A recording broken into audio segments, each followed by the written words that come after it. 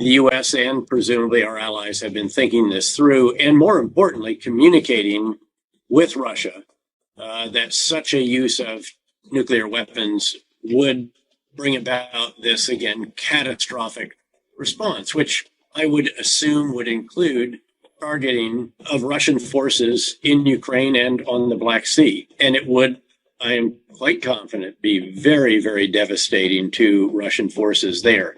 Let's keep in mind as well, though, that just the cost-benefit analysis here for Vladimir Putin, who, of course, is in an incredibly desperate situation, to use tactical nuclear weapons would actually not reverse Russia's fortunes on the battlefield. It would be very destructive, very lethal in a specific area on that battlefield, but it would not reverse this reality that confronts Russia. And that is the real new development, I think, in Ukraine, which is demonstrated by the Ukrainian successful offensive.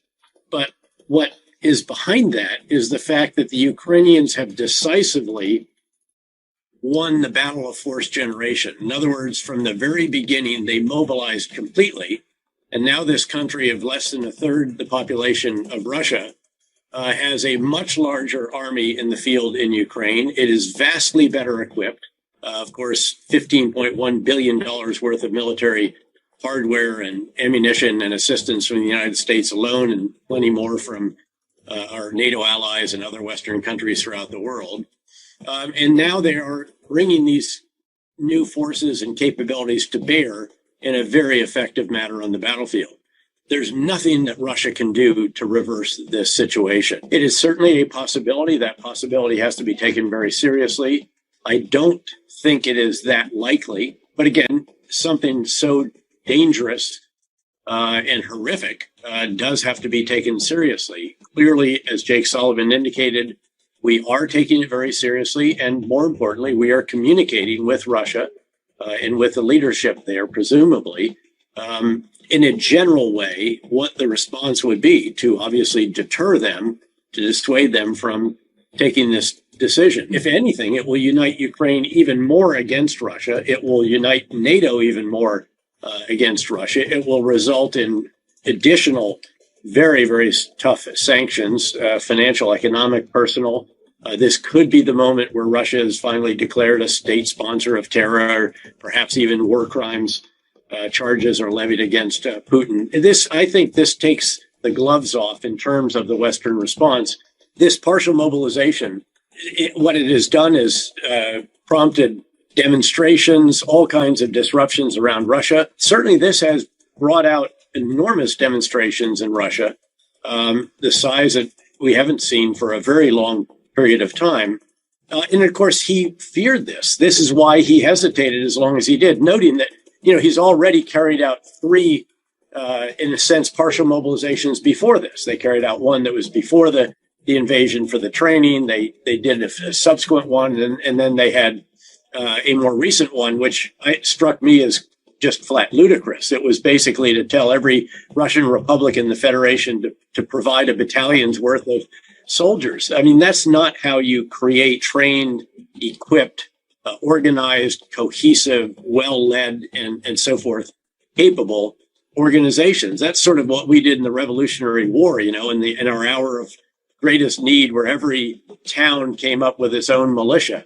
This is not how you create modern, capable combat forces. So again, he is in a very, very serious and very desperate situation. And again, I'm not sure how widespread the recognition is that this is actually irreversible for him, assuming, and it's a good assumption, that the U.S. and other NATO and Western countries will continue to provide the very robust military support that we have been giving to Ukraine. The challenge when it comes to the M1 tank produced by the U.S. is that it is so heavy and it is so difficult to maintain that I think there are just serious reservations that we're going to get this 70-ton plus beast. This is basically a jet engine surrounded by heavy armor with a huge cannon on it. Keep in mind, it's a 1,500 horsepower, basically jet turbine. This is not a diesel engine, traditional. And having had lots of M1s in units under my command in combat, I can tell you that the maintenance requirements are enormous.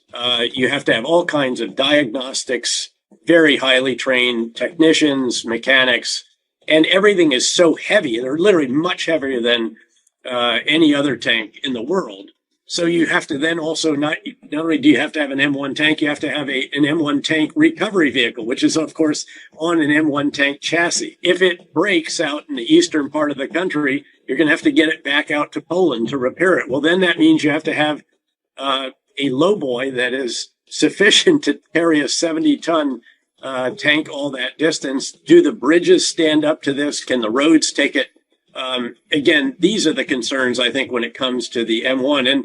And curiously, Germany wants the U.S. to provide just a few first so that that will validate, and then they could provide theirs. I think my sense is the Leopard would be more easily maintained. Well, what I would like to see first, frankly, is scour for every T-72, T-64, T-80 that might be in the arsenals of NATO countries still. Most of those have been provided to Ukraine by this point in time, but there may still be others. The Ukrainians know how to operate them, maintain them, repair them, have the ammunition for them, and all the rest of that. And then with a promise to backfill those with Leopard 2s or M1s or what have you. That, I think, is the first course of action. Let's keep in mind, by the way, that I think it is accurate to say that Ukraine has vastly more tanks now than it had at the start of the war, because it has captured about a third or more of the Russian systems that they took out. Again, I don't want to get too caught up on this particular issue, because you start to lose sight of how enormous the assistance has been. Let me give you just a tiny bit of math just about heavy artillery. So the United States alone has provided 126 155 millimeter howitzers. These are heavy artillery pieces. And trucks to carry them, because the hydraulics don't work all that well without that. Then we're providing, I think we're about 750,000 rounds of artillery at this point in time for that particular cannon.